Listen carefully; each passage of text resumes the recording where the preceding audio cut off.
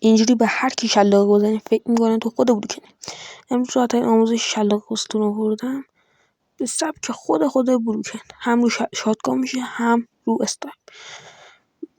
لایک کنید، سابسکرایب کنید، زنگوله رو بزنید و بریم سراغ ویدیو.